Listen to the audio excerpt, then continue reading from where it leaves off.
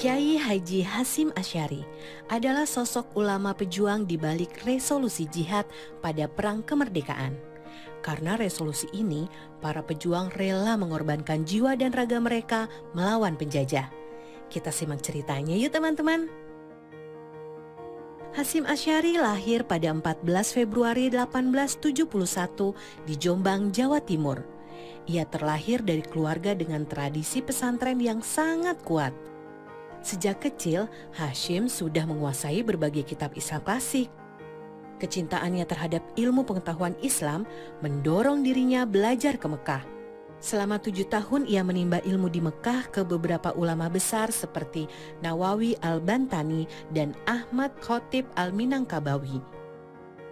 Sebagai wujud pengabdiannya, sepulangnya ke tanah air, ia mendirikan pesantren Tebu Ireng di Jombang, Jawa Timur.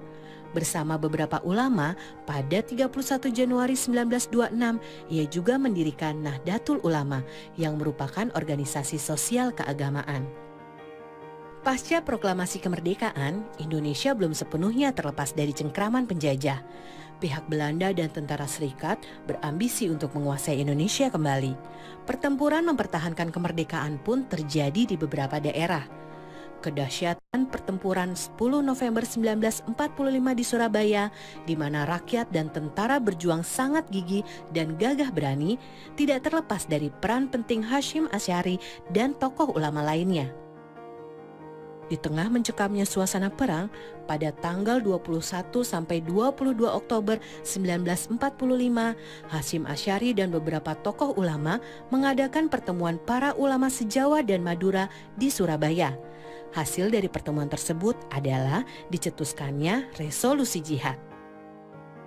Resolusi ini mewajibkan umat Islam Indonesia kala itu untuk berkorban membela kedaulatan Negara Kesatuan Republik Indonesia dari tangan penjajah yang kembali ingin menguasai Indonesia. Resolusi jihad berhasil menjadi suntikan semangat bagi para pejuang. Dengan semangat yang membara, akhirnya para pejuang berhasil mengunci pasukan Inggris saat pertempuran di Surabaya. Kisah inspiratif ulama pejuang ini dalam membangun dan mempertahankan NKRI penting untuk kita teladani ya teman-teman.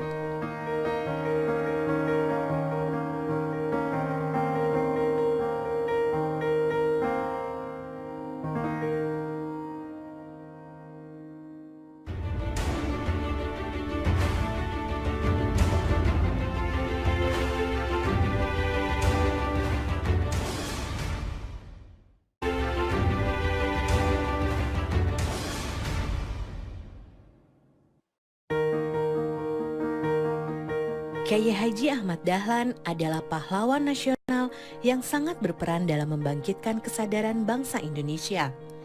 Dia melakukannya melalui pembaharuan Islam dan pendidikan. Ayo teman-teman, kita simak bersama ceritanya yuk. Sewaktu kecil, Ahmad Dahlan dikenal dengan nama Muhammad Darwis.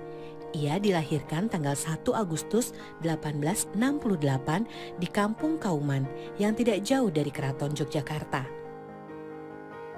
Saat berusia 15 tahun, dia menunaikan ibadah haji dan menetap di Mekah selama 5 tahun. Pada masa itu, Darwis mulai mempelajari pemikiran para ulama pembaharu Islam seperti Syahid Bakri Syatta, Syekh Ahmad Khatib, Muhammad Abduh, Rashid Ridho, dan Al-Afghani. Ketika pulang ke tanah air tahun 1888, Darwis mengganti namanya menjadi Ahmad Dahlan. Tahun 1903, Dahlan kembali lagi ke Tanah Suci dengan mengajak putranya Muhammad Siraj yang berusia 6 tahun. Periode keduanya di Tanah Suci ini semakin menanamkan ide-ide pembaharuan dalam diri Dahlan. Sekembalinya ke Jogja tahun 1906, Dahlan mulai menerapkan ide-ide pembaharuannya. Dahlan memilih menyebarluaskan gagasannya melalui pendidikan.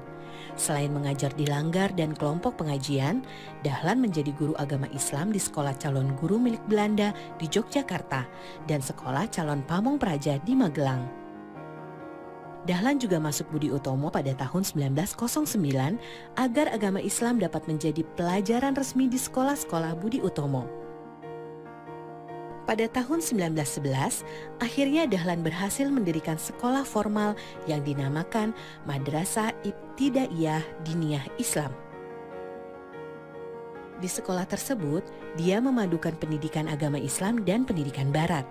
Setahun kemudian, tepatnya tanggal 18 November 1912, Ahmad Dahlan mendirikan Muhammadiyah. Sejak saat itu, Muhammadiyah mengembangkan sekolah hingga ke seluruh penjuru Nusantara. Kini jejak warisan Kiai Haji Ahmad Dahlan tersebar di puluhan ribu lembaga pendidikan, mulai dari pendidikan anak usia dini hingga perguruan tinggi.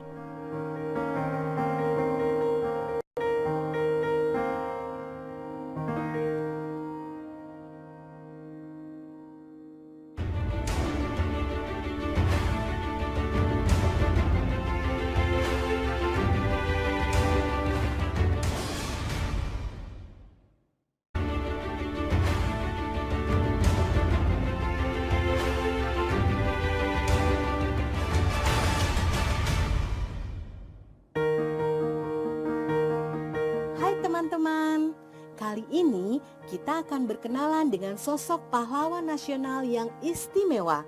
Ia dikenal sebagai gurunya para tokoh bangsa dan penyemai semangat pergerakan kebangsaan. Dia adalah Haji Umar Syahid Cokro Aminoto atau lebih dikenal dengan nama Cokro Aminoto. Dari tangan Cokro Aminoto terlahir banyak tokoh besar seperti Soekarno, Hamka, Abidin Cokro Sujoso, Semaun, dan Kartosuwiryo. Itu sebabnya Cokro Aminoto sering disebut sebagai gurunya para tokoh pergerakan kebangsaan. Para tokoh pergerakan kebangsaan ini pernah jadi anak kos di rumah Cokro Aminoto di Jalan Paneleh 7, Surabaya. Hingga kini kita masih bisa mengunjungi rumah bersejarah ini di lokasi aslinya. Antara tahun 1913 sampai 1921, para tokoh pergerakan hampir setiap hari berdiskusi di rumah Cokro Aminoto. Mungkin bisa dibilang rumah ini adalah tempat berkumpul yang paling asik bagi kaum pergerakan kebangsaan saat itu. Meski berasal dari keluarga bangsawan, Cokro Aminoto sangat menentang perlakuan yang membedakan rakyat biasa dengan kaum ningrat dan penjajah Belanda. Bersama Sarekat Islam, Cokro Aminoto membela rakyat kecil yang tertindas. Karena itu, ia dipandang sebagai penyelamat yang sudah ditunggu sejak lama. Belanda sendiri menyebut Cokro Aminoto sebagai raja tanpa mahkota. Cokro Aminoto juga sangat ahli berpidato. Dengan suaranya yang lantang, ia mampu memukau ribuan pendengarnya. Soekarno yang kita kenal sebagai orator ulung belajar berpidato dari Cokro Aminoto. Cokro Aminoto juga seorang penulis yang kritis. Di sela-sela kesibukannya sebagai ketua Syarikat Islam, ia juga memimpin koran Utusan Hindia di Surabaya. Salah satu karya terbesarnya adalah buku Islam dan Sosialisme yang terbit pada tahun 1924. Nah teman-teman, itulah perkenalan kita dengan pahlawan nasional Haji Umar Syahid Cokro Aminoto.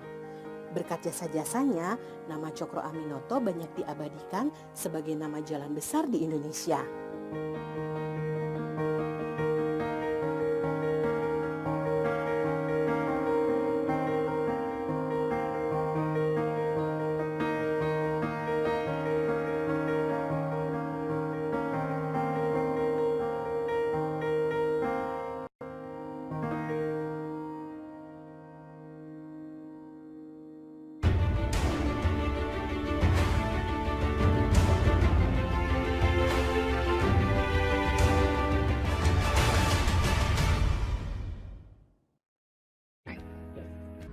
Terima kasih telah menonton. Jangan lupa subscribe channel ini biar bisa upload terus.